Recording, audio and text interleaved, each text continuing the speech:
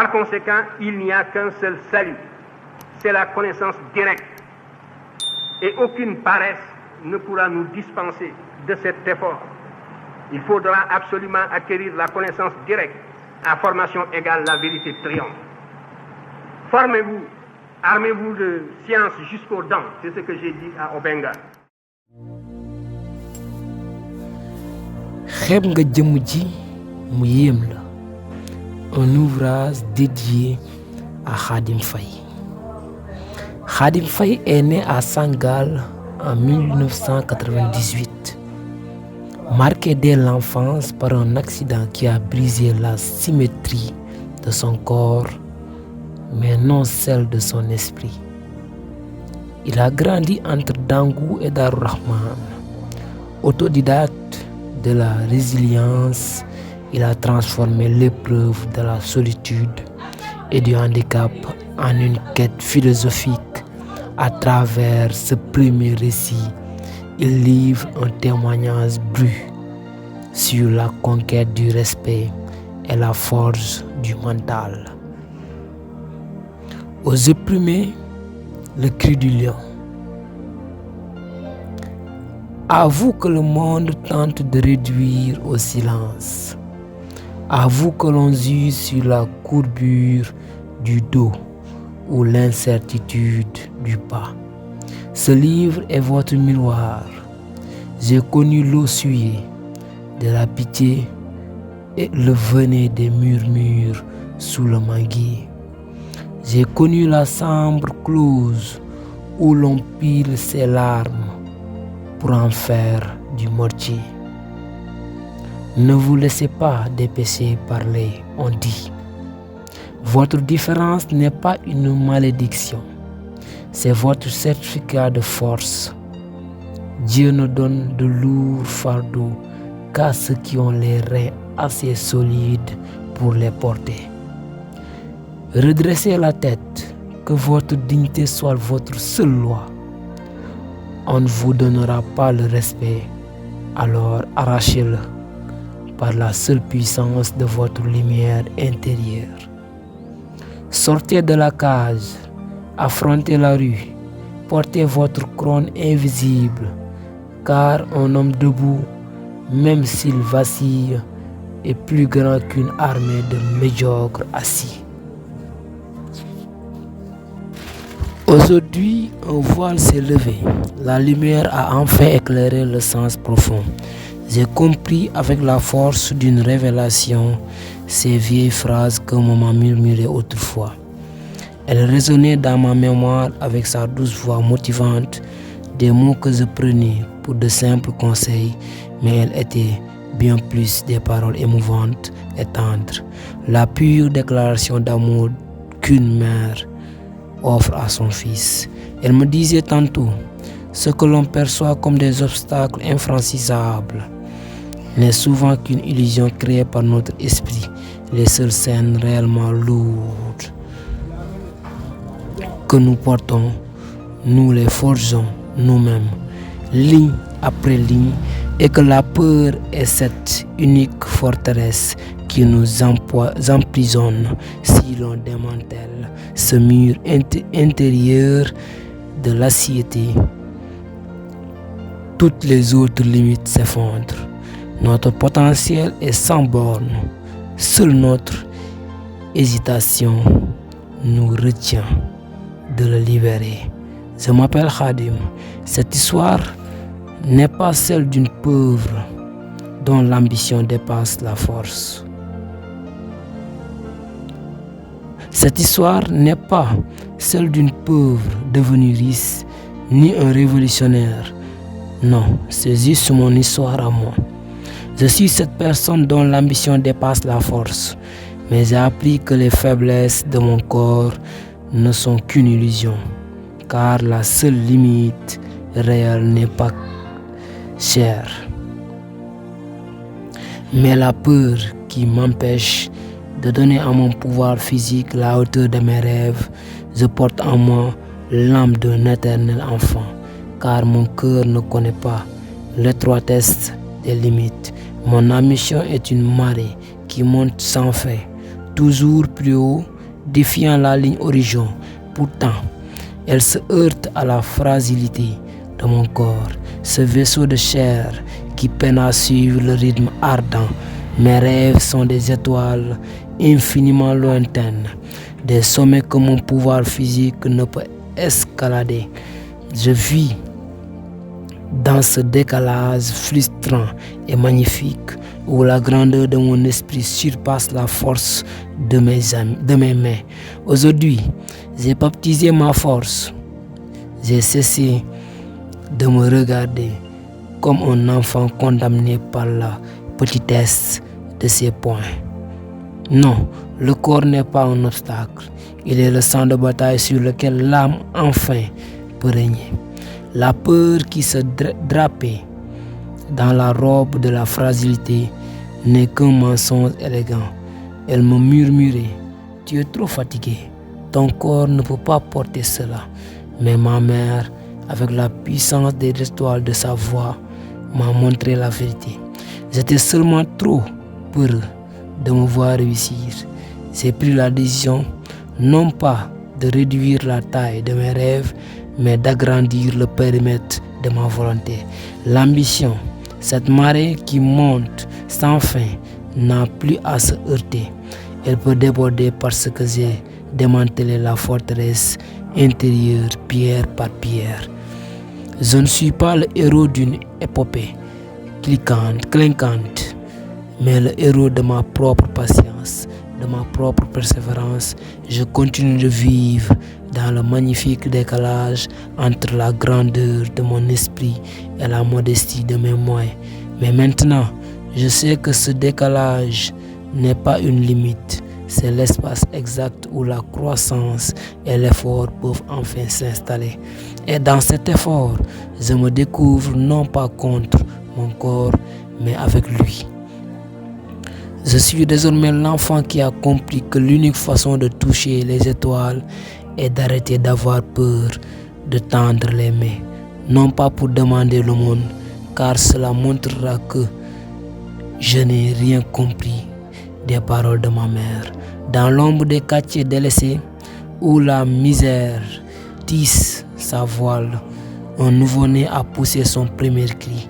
Il n'était pas l'héritier des promesses. Cet enfant venu des plus humbles regardait en un horizon vide, car les portes de l'avenir qui lui sont closes d'avance. Un être apparu sans lumière au bout du tunnel, un cœur d'innocence déjà privé de rêve. Il est le fruit amer d'un monde sans espoir à offrir dès son premier souffle. L'enfant porte une sentence inscrite dans sa chair. Sa vie est une route étroitement balisée par la maladie. Le destin n'est pas une force extérieure, mais la tyrannie de son corps. Chaque jour est un combat contre sa propre fragilité biologique. Ses potentiels sont éclipsés par les exigences de son organisme. Il voit ses espoirs et ses projets limités par ce qu'il est. Le corps, censé être un véhicule, est devenu son implacable geôlier. Il est condamné à suivre le plan sombre dicté par sa génétique.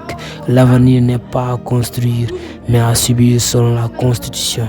Une existence captive de l'inéluctable vérité de sa matière. Dès l'aube de son existence, une ombre physique le suit. Son destin ne dépendra pas des étoiles, mais des lois cruelles de sa chair. Un plan de vie dicté par la fragilité des os et du sang. L'enfant est une lutte, le corps une prison construite au berceau. Les rêves sont là, mais la matière impose ses limites implacables. Chaque pas est mesuré, chaque jour est un défi face à sa propre constitution. Il est l'otage d'une fatalité interne dont il ne peut s'échapper. Son itinéraire est inscrit dans une souffrance qu'il n'a pas choisie. Il n'y a pas d'espoir extérieur, seulement l'endurance face au mal. Un avenir irrémédiablement tracé par le verdict de sa propre enveloppe, pourtant haut, creux de cette sentence anatomique, une lueur lourde refuse de s'éteindre. L'esprit libre refuse le zouk de la matière. L'âme de l'enfant est plus vaste que sa case de douleur. Il ne pourra courir ni s'élancer vers l'horizon lointain, mais il apprend à s'élever dans le silence de ses pensées. Il fera de sa faiblesse un point d'appui singulier. Son sang de bataille est interne, une lutte secrète et digne. Ainsi, contre l'ordre cruel du corps, il oppose la force brute de sa volonté. Il est le héros méconnu de son propre destin brisé. Le monde ne voit que la posture, le geste entravé. Il ignore la puissance sourde qui anime ce corps diminué. Jour après jour, l'enfant s'habitue à sa drôle de solitude, où le silence des membres devient l'écho d'une sagesse précoce. Le temps s'écoule différemment sur cette petite vie fusée. Chaque seconde est une victoire mesurée sur l'inertie. Il a appris de la douleur la valeur infime de l'effort. Là où d'autres courent, il médite sur la lenteur des choses. Son corps est peut-être son destin, mais son esprit est son refuge et son royaume. Et c'est dans cette intériorité féroce que se forge sa liberté. Mais l'ironie du sort est une épée à double tranchant. Car en son cœur, cet être sétif abrite un désir immense. Il est né d'une ambition que ses muscles refusent d'honorer, l'idéal qui ne meut est trop grand pour sa fragilité enveloppe. Rêve d'exploit, de mouvements amples et libres, alors que chaque articulation lui rappelle la rigueur de la contrainte. Son aspiration le pousse vers des cimes physiquement inaccessibles. C'est le drame de l'âme du héros logé dans un corps rétif. Une guerre perpétuelle entre ce qu'il doit être et ce qu'il pourrait faire. La plus cruelle des fatalités est cette discorde entre le vouloir et le pouvoir. Cette tension intérieure forge un caractère silencieux et intense. Il observe les autres, ces êtres légers qui courent sans penser, et dans ce regard brûle à la fois l'envie et un mépris subtil. Lui a conquis chaque respiration, chaque cimetière parcouru. Il sait que la vraie force n'est pas celle qui se déploie sans peine, mais celle qui résiste à l'assaut de la défaite quotidienne. Son sommet sera fait non de victoire publique, mais de lutte invisible. Chaque matin est un pacte renouvelé par la douleur de l'effort, de l'ambition brisée, naît une détermination plus solide que l'acier. Il apprend à transformer sa frustration en une arme intellectuelle jusqu'au jour où un regard étranger déchiffra l'épreuve de son corps. Non pas la pitié, mais une compréhension grave et instantanée. Quelqu'un vit au-delà des entraves le feu de son âme indoptée. Une vieille main plus sage que le temps lui offre un autre outil. Un chemin où la pensée est non la jambe, mais la seule exigence, où l'acuité de l'esprit pourrait enfin rivaliser sans entrave physique. Il comprit alors, si le monde lui refusait l'action, il lui offrait en échange le pouvoir subtil de la contemplation.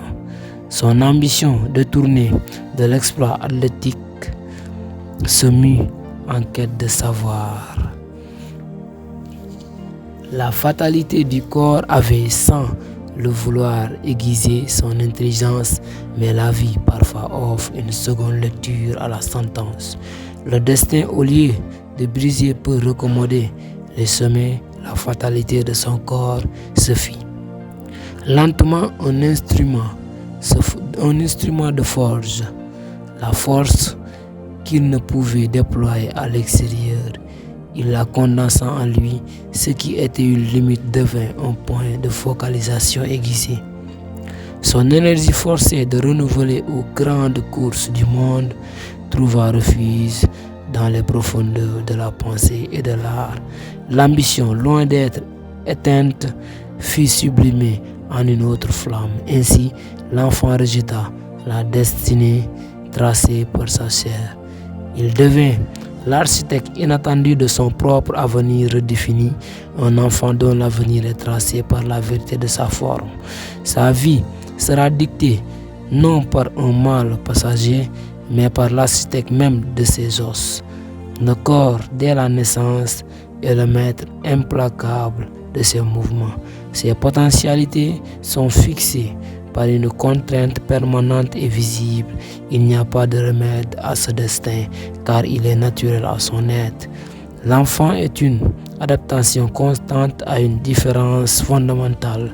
Son esprit doit trouver la parade à la rigidité de la matière. C'est l'existence captive d'un cadre corporel qui ne réfléchira jamais la fatalité et réside dans l'impossibilité de la simple fluidité. Khadim, l'enfant du vent contre le jugement des rues. Mon aube ne fut pas souillée par l'ombre lente d'un mal héréditaire, mais par une colère venue d'ailleurs, une fureur qui m'a cisaillé. J'avais 2 ans à peine, la marche conquise, quand le ciel s'est fait sévère, un vent plus fort que le destin m'a jeté, et mon corps a signé le pacte brisé. Ce fut l'instant où l'équilibre s'est tordu, où la symétrie a rompu tout pour toujours. Je n'ai pas lutté contre la dégénérescence, mais contre un fait acquis sans retour. Mon côté droit est devenu le témoin lourd d'un silence que je ne peux effacer. Mon bras, mon ancre, retient tout élan, m'obligeant à vivre, à contrebalancer. Je suis un navire pensé sur la mer plane, contraint à l'inégalité perpétuelle. Il me faut une vigilance de fer pour masquer la danse de cette démarche manuelle. Ma jambe droite porte le poids d'une mémoire qui ne veut pas réfléchir avec aisance. Les autres m'ont vu tomber, mais ignorent la tension qu'il faut maintenir sans trêve. Mon rêve n'était que vitesse, l'éclat pur d'un corps libre sous le soleil qui se lève. Je voulais la gloire des reins, des athlètes, le muscle, sentant la victoire. Cette ambition, ma chair m'a crié qu'elle était une injure, un réveil sans gloire. Mon corps n'accepterait jamais l'effronterie de l'exploit parfait et futile. Alors j'ai dû me contenter de la quête plus humble, la parité du simple geste utile. Mais mon âme criait qu'elle était trop grande pour cette enveloppe inachevée. Je suis né pour les sommets, mais je suis retenu par un sol aride où je suis enchaîné. La plus cruelle de mes peines, c'est de vouloir stérile contre ma constitution. Je suis un chevalier captif de son armure, l'esprit trahi par le tissu de sa fonction. La lutte n'est pas contre un adversaire, mais contre mon propre cadre intime et sa raideur. J'ai grandi dans la perpétuelle négation de ce que j'aurais pu être en splendeur. Je suis le collecteur de toutes les formes que mes membres ne peuvent dessiner et trancher. J'apprends le monde par les silences et les omissions de mon propre côté affligé. Ma destinée est une ligne tracée de force que je me dois de redessiner en secret. Il n'y a de liberté qu'au-delà de cette chair qui dicte ses lois et son décret. Je cherche le lieu où la contrainte physique s'annule enfin. Dans un oubli consenti, je suis l'homme qui a reçu sa condamnation de la brutalité d'un instant de vent. Au fond de cette solitude, ce sont les seules certitudes qui me restent. Je suis Khadim, né le 6 mars 1998 aux premières lueurs d'une année sans innocence. Mon lieu de naissance est Sangal, mais c'est à Dangou que ma mémoire s'est éveillée. C'est à Dangou que le vent m'a jeté à 2 ans, là que le destin m'a déséquilibré. J'ai vu ma mère, Ramadjon, transformer l'amour en force absolue dans cette ville. Elle est ma muraille contre la fatalité, celle qui porte mon fardeau sans jamais plier. J'ai aussi une sœur dont le rire clair est l'exact contraire du poids que je dois manier. Mais mon existence fut vite marquée par la différence qui offense et qui isole. Mon quartier à Dangou, ce grand œil, n'a vu dans ma démarche qu'un signe maudit. J'ai le fardeau, le poids, le miroir dérangeant de leur propre fragilité. Chaque regard était une pierre lancée, chaque silence une insulte sans pitié. Les enfants étaient tenus à l'écart de ma personne comme d'une contention de l'esprit. J'entendais les calomnies chuchoter dans le dos de ma mère. La nuit, ils faisaient de ma contrainte une faute morale, un manquement à l'ordre simple. J'étais l'objet de leur moquerie, le prétexte à des manques de respect qui m'écrasent. Cette cruauté anonyme m'a forcé à une introspection glacée et précoce. Le monde me refusait sa douceur. J'ai donc dû chercher ma propre évasion dans la sauge. J'ai appris que ma seule défense serait mon esprit, ce lieu que la litanie du corps brisé. Ô vent, voleur de pas, tu as bu le sève de mon côté droite.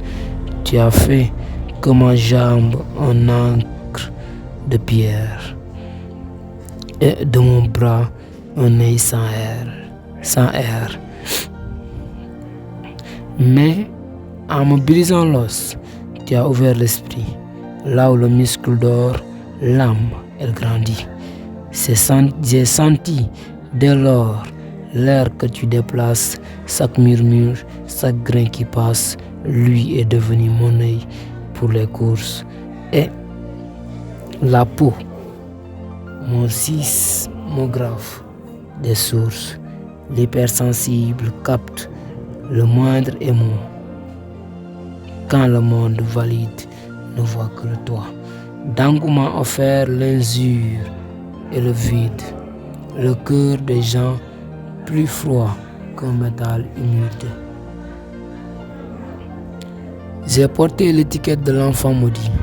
Par ceux qui craignent ce qui n'est pas prédit, mon rêve d'espoir, foudroyé en chemin, a laissé place à la soif de demain. J'ai cherché la revanche non dans la fureur, mais dans le silence, la lenteur, la pureure.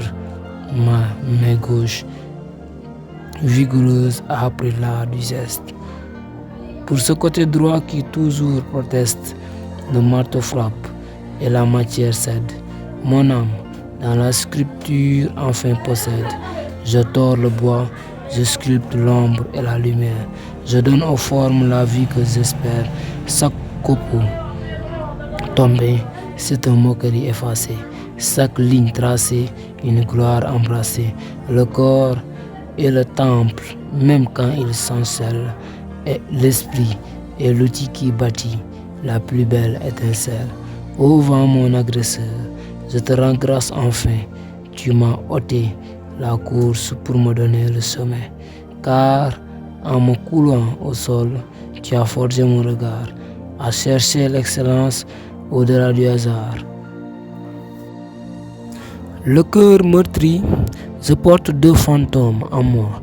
Le premier est celui de la course, le second est celui de la chaleur qui s'est retirée trop tôt. Elle m'a génitrice. La première femme de mon sang était le printemps, même que ma date de naissance promettait. Elle était le soleil, et moi le tournesol maladroit, cessant à la suivre du regard. Quand le vent m'a jeté à terre, elle n'a pas vu une malédiction, mais une plaie. Elle a pensé le corps sans pouvoir guérir le sort. Je revois une image floue, douce comme le beurre de karité sur une cicatrice. Mes mains lourdes de tristesse, mes légères de tendresse traçant des cercles sur mon côté endormi, essayant d'y ranimer l'étincelle de la bourrasque que la bourrasque avait volée. Chaque baiser qu'elle déposait était une prière silencieuse pour mon muscle retisse. Elle est partie avant le mille, avant que le cri ne soit facile. La gardienne du premier souffle, elle était la feuille, et je suis la touffe. Elle s'est éteinte avec l'odeur du pain, me laissant l'écho de ses mains. Sa mort fut l'ultime acte de mon drame initial.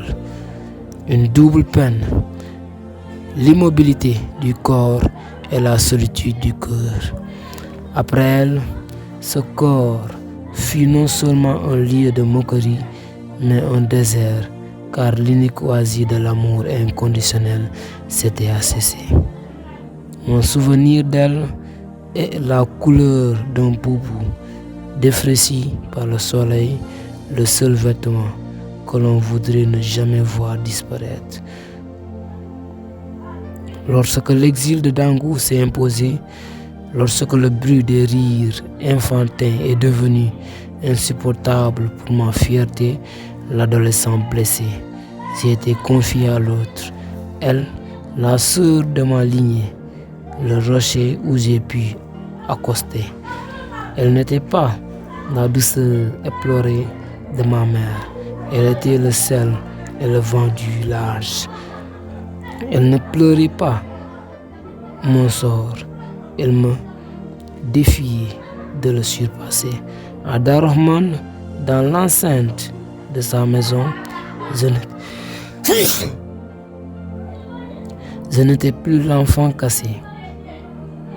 J'étais Khadim, le neveu, à qui l'on enseignait la dignité du travail. Elle n'était pas une femme de grandes paroles ou d'illusions larmoyantes. C'était une force tranquille, verticale et digne.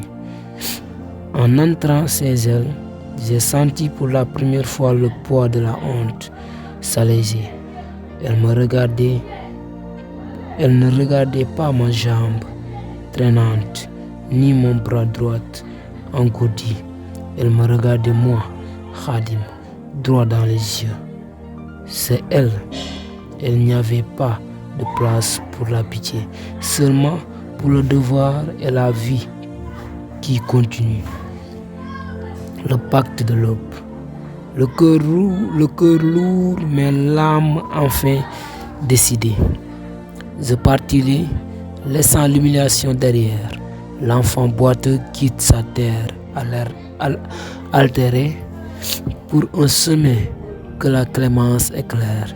Je n'irai plus revoir les murs de jugement, ni les visages qui riaient de ma peine. J'irai seul cherchant d'autres bercements. Sous le regard d'une autre de ma veine, elle m'attend, la gardienne du foyer, qui me demande pas ce que le vent m'a appris. J'apporterai ma rage, mon rêve à déployer, mon corps tordu, mais mon esprit repris. La route est longue, l'air nouveau et plus doux. Me dirait que le monde n'est qu'une prison. J'y planterai mon pas, si l'autre cède sous. Le poids d'un destin qui cherche sa saison. Darrahman, le nom promettait la demeure de la miséricorde. Mais pour moi, l'adolescence s'y est révélée être la chambre des échos. Nous étions en sécurité sous le regard de la sœur de ma lignée. Le rocher, la maison était îlot d'ordre, propre, silencieux. Pourtant chaque bruit d'or, le rire aigu d'une fille, l'appel joyeux d'un ballon agissait comme un signal. Mon hypersensibilité devenue mon fardeau et mon radar captait ces signaux et les traduisait en une seule phrase. Tu n'es pas des leurs. Mon corps en pleine métamorphose d'adolescent était un champ de bataille. Le côté gauche se musclait, compensant avec une vigueur brute. Le côté droit restait le témoin silencieux de l'accident. Une ligne morte plus lourde encore avec l'âge. Il fallait traîner ce membre, le casser ou faire semblant qu'il n'existait que pour décorer ma silhouette chancelante. Le pire n'était pas la douleur physique, mais la permanence des chaînes de Dangu. Quand je m'asseyais sur le banc de la cour pour regarder les autres jeunes du quartier jouer, je n'étais pas vraiment à Dar Rahman. C'était encore là-bas, attendant les voix passer et regarder l'infirme. Il va tomber. Son pied est une racine. Il ne bougera pas. Dar Rahman, le refuge, n'était qu'un toit, un rempart de terre crue contre la saison des pluies. Il n'était pas un bouclier contre la mémoire.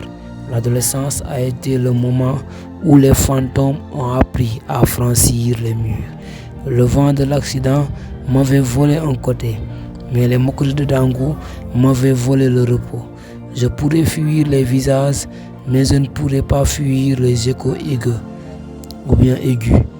J'ai grandi en fixant le sol.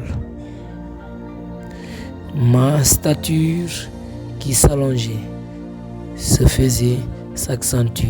faisait s'accentuer la disharmonie de ma marche. C'est à cette époque que la colère froide s'est installée, une pierre au fond de ma gorge. Je voulais crier aux ombres du passé, arrêtez de me suivre.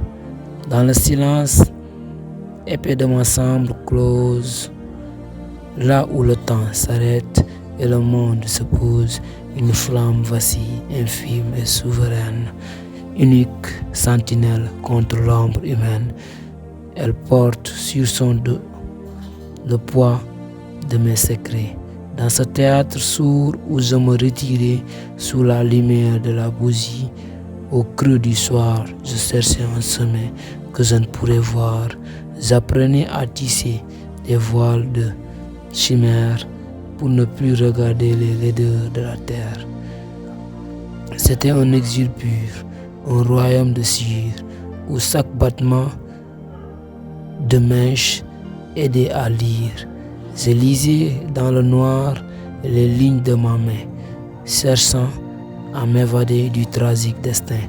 Dehors, la réalité déploie son froid manteau, mais ici, la chaleur protège mes idéaux. La bougie est un phare au milieu du néant, un rempart de clarté face au vent effrayant. Je m'y cassais jadis comme un enfant craintif, cherchant dans l'illusion un remède définitif. Je fuyais les regards, je fuyais les miroirs, me drapant de reflets pour ne plus m'apercevoir, car la vérité brute est un astre qui brûle. De mon âme cherchait l'abri du crépuscule, chaque goutte qui coule le long du chandelier est un jour de douleur que je veux oublier. La chambre est une nef voguant sur l'océan, loin des ports dévastés et des cœurs de gens. Je fuyais, oui, je fuyais cette clameur du jour pour trouver dans l'obscur un semblant de secours. Mais les murs ont les trous et les portes ont des fentes. Et l'oreille du monde est toujours vigilante. Derrière les cloisons, j'attends les bruits de pas. Ces voisins dont les cœurs ne se reposent pas. Ils murmurent mon nom dans des nids de poussière. Leurs bouches sont des puits d'une eau de fiel amère. Ils parlent du poète, ils jugent le reclus, ils inventent des péchés qu'ils ne connaissent plus. La calomnie est un lyre qui rampe sur la pierre, étouffant les fleurs bleues de ma vie singulière. Leurs mots sont des cailloux lancés dans mon repos, des tessons de bouteilles écorçant mon manteau. Voyez-le, disent-ils, murmure dans sa nuit. Lui qui craint la lumière et qui fuit tout ce bruit. Ils ne savent de moi que ce qu'ils imaginent. Ils transforment mes rêves en de sombres ruines. Leurs voix sont des venins destillés par le vent, un murmure constant, un écho décevant. Chaque phrase est une grille, chaque rire un poignard qui cherche mon visage au milieu du brouillard. Cette triste vérité qu'ils croyaient tenir de Dieu n'est qu'une boue infâme qu'ils crachent à mes yeux. Ils déchirent le silence avec leur cruauté, faisant de ma retraite une infirmité. Les vengés sont la meute, je suis le loup blessé qui regarde leurs ombres et le sol s'entasser. Ils murmurent, ils rampent, ils dévorent le vent, et moi je reste là, le cœur encore vivant, mais leur bruit me rongeait. Ils entraient dans ma chair, transformant mon refuge en un brûlant enfer. Alors, j'ai regardé la bougie autrement, non plus comme une fuite, mais comme un enseignement. J'ai fixé mon regard sur sa part la plus sombre, le noyau de la flamme où s'étalent les ombres. C'est là, dans ce bleu noir, dans ce creux de néant, que j'ai compris la force et le cri du géant. J'apprenais à mon cerveau la discipline lente pour calmer dans mes veines et la rumeur violente. Il fallait devenir mature, grandir, enfin, de ne plus être la proie, de plus avoir faim, non pas pour se venger, non pas pour la bataille, mais pour que leur venin ne me fasse plus d'entaille. Élever sa pensée au-dessus des caniveaux, bâtir dans son esprit des palais nouveaux. La maturité vient quand l'on cesse de craindre, quand le feu du dessous ne peut plus s'éteindre. Dans l'obscurité dense de ma chambre isolée, j'ai senti ma raison devenir étoilée. J'ai musclé mes pensées contre leur jugement, transformant ma douleur en de fiers monuments. Il n'est plus question d'erreur dans les nuages, mais de lire la vie sur ses plus dures bases. J'ai esculpé mon mental dans le silence pur pour qu'il soit une tour capable d'être azur. Chaque insulte reçue devenait un outil pour parfaire mon âme et son noble profit. Je ne fuyais plus rien. Je faisais face au noir, trouvant dans ma propre ombre un reflet de savoir. La maturité, c'est cet ancrage interne qui transforme le gouffre en une douce lanterne. On me disait, sois fort, deviens dur comme pierre, ferme ton cœur aux hommes, porte une œillère. On voulait que je sois un bouc de froid béton, rendant chaque morsure par un coup de bâton. Mais le béton se fêle, il finit par crouler sous le poids des hivers et des coups et des fleuves troublés. Je ne voulais pas d'un cœur de roche sans vie qui ignore la rose et la pluie infine ou bien infinie. Je ne cherchais pas la haine ou la sombre vengeance qui n'est qu'une autre forme de la déchéance. Se venger, c'est descendre au niveau de la boue, c'est tendre à l'ennemi une seconde joue. J'ai choisi la souplesse, la force de la soie, celle qui se replie mais ne perd pas sa foi. Mon mental est un bouclier de pure lumière, une barrière invisible, une onde singulière. Il laisse passer l'air, il laisse passer l'eau, mais il s'arrête net le traçant du couteau. Je reste sensible, je garde mes gemmeaux, et car c'est là ma richesse, c'est là mon seul moi. Mais leur fiel ne peut plus pénétrer mon essence, car j'oppose à leur bruit ma propre cohérence. Être mature, c'est cela, rester doux et debout quand l'univers entier cherche à vous mettre à genoux. C'est protéger sa flamme sans brûler la maison, c'est garder sa clarté contre toutes des raisons. Le béton est un masque, la haine, une fatigue. Je préfère la mer que rien ne subjugue.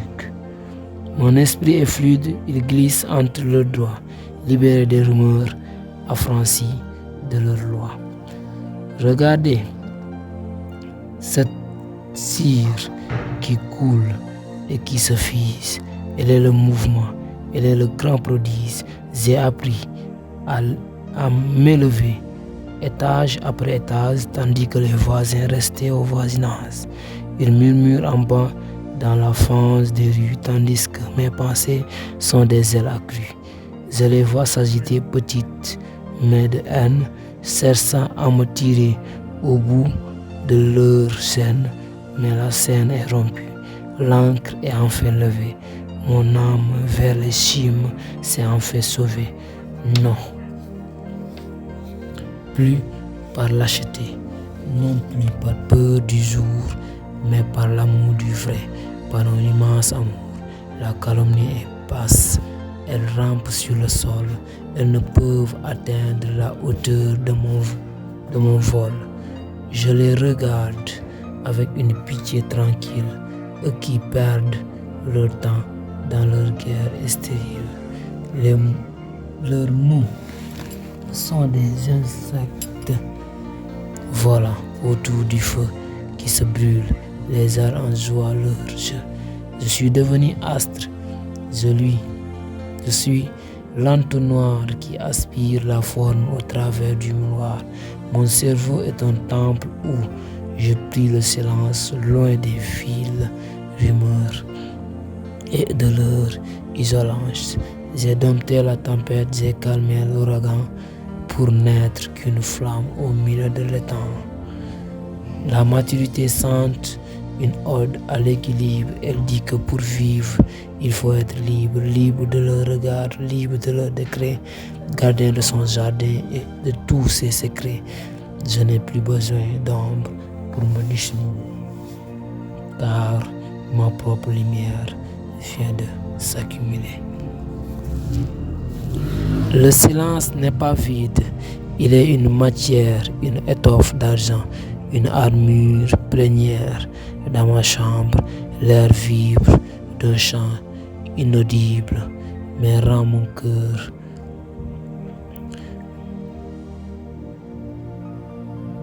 enfin totalement paisible. J'écoute le murmure comme on écoute la pluie, un bruit de fond lointain qui s'efface et s'enfuit. Ils disent, il est fou, ils disent, il s'égare, mais c'est eux qui sont seuls derrière le rempart, prisonniers de leur fiel, esclaves du camp d'Iranton, ils ne connaissent pas la grâce du pardon.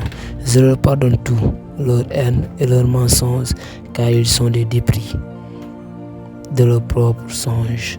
Ma maturité réside dans ce refus du choc, être comme le sable et non comme le roc. Le sable absorbe tout, le sable est indéfini, tandis que le rocher finit par être puni. J'apprends la patience au reflet de la mèche pour que jamais mon âme ne devienne sèche.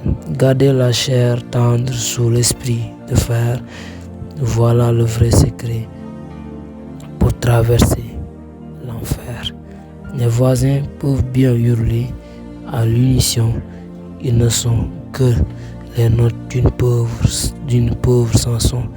Ma mélodie à moi est vaste et souveraine, elle coule dans mon sang, elle irrigue mes veines.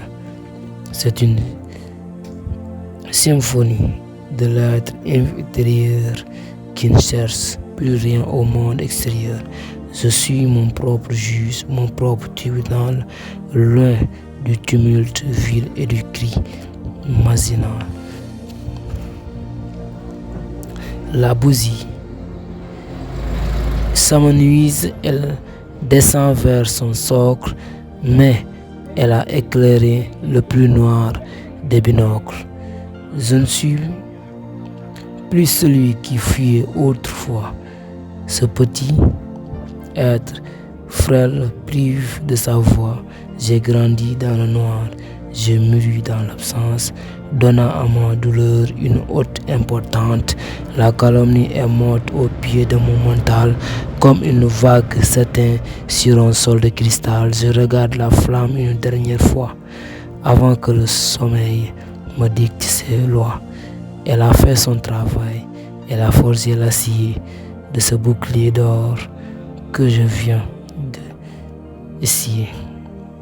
Scié dans la souffrance, scié dans l'univers, mais protégé par l'esprit des destins les plus verts.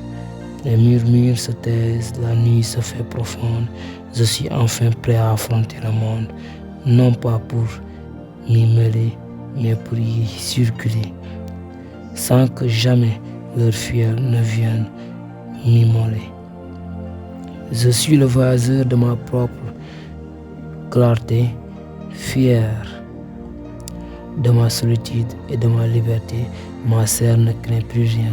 Mon esprit est un astre capable de briller, même après le dévaste. La bougie s'éteint, mais le jour va lever sur un homme nouveau que nul n'a pu crever.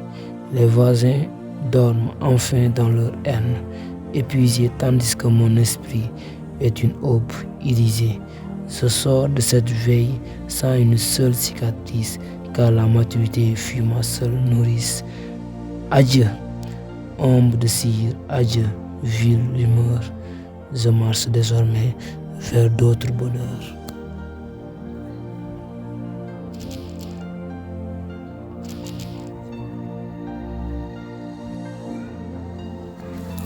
Le fardeau de la couronne étoilée. Rester seul avec une bougie, ce n'est pas une mince affaire. Ce n'est pas un jeu de petits garnements dans la poussière. C'est une lutte de gladiateurs contre les ténèbres de l'ignorance. Dans la chambre étroite, l'air est devenu épais, comme une bouillie de mille, oubliée sur le feu. C'est là, entre les quatre murs qui suent la solitude, que l'éducation du mental a commencé. S'asseoir et regarder la flamme danser, c'est apprendre que la vie est fragile comme un pet de moustique, mais que la lumière, elle possède une force de bouffe. La bougie grésille, elle raconte des histoires de sagesse ancienne que les oreilles des voisins murmurent ne peuvent jamais capter. Le cerveau, lui, commence à travailler, à piler les pensées comme une ménagère qui pile l'igname dans un mortier. On pile, on écrase les doutes. On réduit en poudre les peurs que les gens de la concession ont versées dans notre cœur, dans votre cœur. Le silence de la nuit n'est pas un silence vide, vacuité.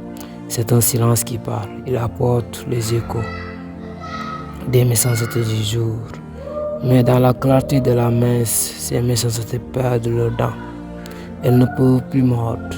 On regarde sa propre ombre sur le mur et on se demande, est-ce que cette ombre est plus vraie que les mensonges du quartier? La réponse vient limpide comme l'eau de source. L'ombre est à toi, les mensonges sont à eux. C'est dans cette cuisine spirituelle que la maturité fermente. On apprend que pour devenir un homme montagne, il faut accepter de brûler un peu, comme la messe qui se sacrifie pour éclairer la case. On observe la partie bleue de la flamme, le cœur du feu là où c'est le plus chaud, là où le mental se forge comme le fer rouge sur l'enclume du forgeron. Pas de place pour la vengeance, venez ici.